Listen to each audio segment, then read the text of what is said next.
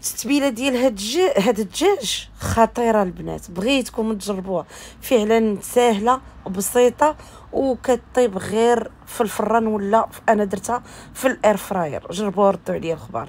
الدجاجه من وزن ديال كيلو، ماشي كبيره البنات. المهم خديتها راه مغسوله مزيان، وكندير لها هاد الفليحات بالسكين في الصدر، في الفخيضات، يعني في كل شيء.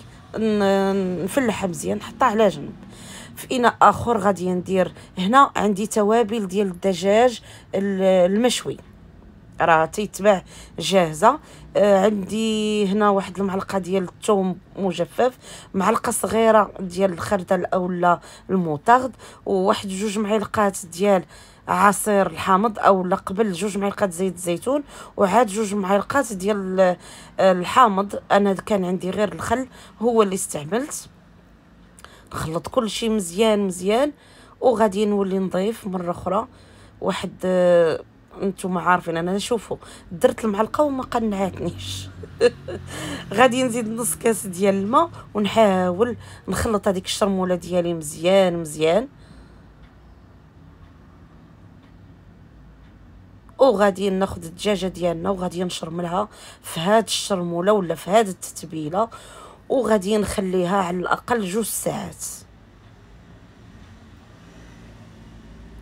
لازم ندخل هاد الشرموله ولا هاد التتبيله في هذوك الفليحات اللي درت في الصدر، في الفخيضات، زعما خاصها تشرمل مزيان.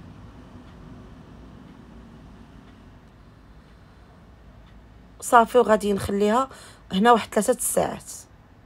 بعد ما دازت 3 ساعات غندير الخضيره المرافقه. هنا درت خيزو، القرعه والبطاطا. المهم هادشي اللي كان عندي توفر في البيت هو اللي درت. ممكن تزيدوا اللوبيا، البروكولي، جلبانه، اللي عندكم. هذا الفائض ديال التتبيله اللي بقات ليا غادي نماريني به حتى الخضيره ديالنا. ودائما ام العربي كتخدم بيديها. صافي غادي نحاول نشرمل هذيك الخضيره كامله حتى هي بهذاك التتبيله.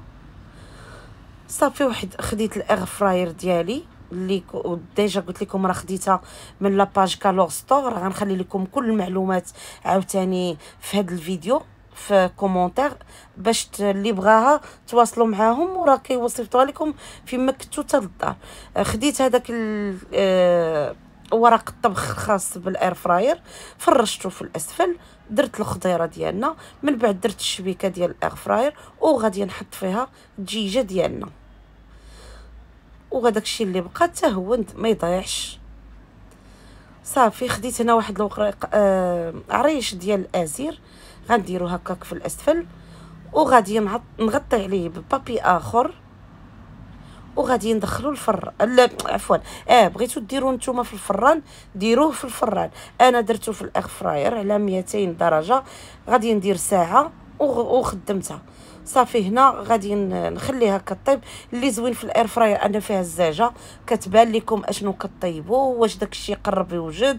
ومره شوفوا ماشي مره مني وصل لينا النص في الطياب نقلبوا الدجاجه للجهه الاخرى.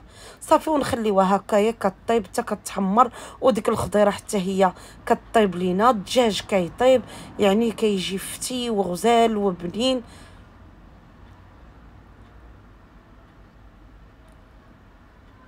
بصحتكم وراحتكم جربوها ردوا عليا الخبار. وكيف قلت لكم اللي ما عندوش الاير فراير يطلبها من كالور ستور، غنخلي لكم كل المعلومات.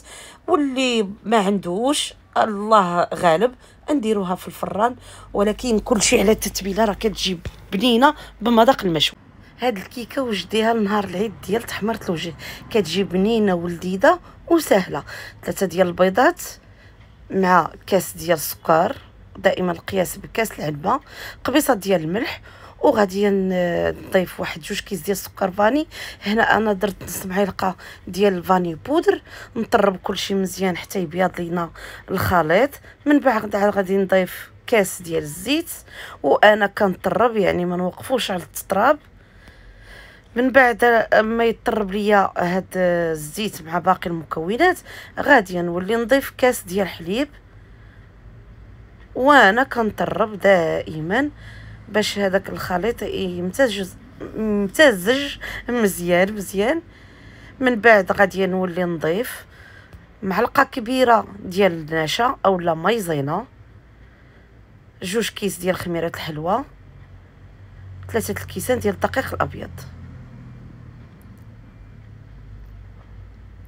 صافي نخلط هاد المكونات كامله مزيان، و ادنى سرعه نديرها في الباطو، بحال انا عندي فيه 7 غنديرها 1 باش نطرب الطحين. صافي مباشره غادي نفرغو في واحد المول. الكاك لازم يكون ثقيل شويه البنات، باش غنديرو هذيك لافاكس من الفوق ما تهبطش لينا. فرغته في مول اللي مدهون من الزبده ومرشوش بالطحين، وغادي نحطو على جنب. صافي غير نسوي السطح ديال العجين ديالنا، نديرها على جنب وندوز نوجد الكريمه الجبن. فيها 100 غرام ديال الجبن ابيض، انا درت ديال السطيله معاه بيضه، ممكن ديروا جبلي ولا ديروا اللي بغيتو. درت معاه 50 غرام ديال السكر سنيده، اي ربع كاس عنبه. نخلطهم مزيان تتولي عندنا هكا كريمه. ومن بعد انا درته في بوش جوطابل باش يكون سهل انني نوزعه فوق الكاك ديالنا بحال هكايا البنات اولا المتتبعين، لان متبعيننا حتى الوليدات والرجال كيتقلقوا، كيقول لك ام العربي كتبقاي تقولي غير البنات. فشوفوا كنبقى نوزعها وغادي نبقى حتى نكمل هذيك الكميه اللي عندي. يعني ديروها كامله، ما تقولوش راه غتشيط. صافي بحال هكايا كملتها. دابا غادي ناخذ هنا عندي فرومبواز، غادي ندير شويه ديال الفرومبواز من الفوق. شوفوا البنات، هاد الباكيه ديال الفرومبواز 3 دراهم، درت انا 2 باكيات. صافي وغادي ندخلها الفران على 180 درجه، النار شاعله غير من التحت حتى تحمر ليا وتنفخ. نشعل عليها الفوق تحمر ونقدموها. شوفوا كي خرجتها من الفران كتجي غزاله. وعرفتوا حموضه الجبن والحلاوه والفرومبواز واحد المذاق ما نقولش لكم. تحمر لكم وجهكم مع ضيافكم من في الطبيله ديال العيد الكبير. رشيتها رشه خفيفه ديال السكر كلاصي، وغادي نقطعها لكم دابا باش تشوفوها كيف كتجي شحال هشيشه ورطبه والمذاق غزال. البنات جربوها وردوا عليا الخبر، لان فعلا كيك كيستحق تجربه وديال تحميره الوجه. عوض الفرومبواز ممكن ديروا الميرتيل، ممكن ديروا غير توت، اللي عندكم ممكن ديروه. وشوفوا لي يا سلام كيفاش دايره من الداخل. شوفوا لي البنات الكيكه بعدا راها رطبه ومفشفشه. شوفوا لي غزاله، بالصحه والراحه.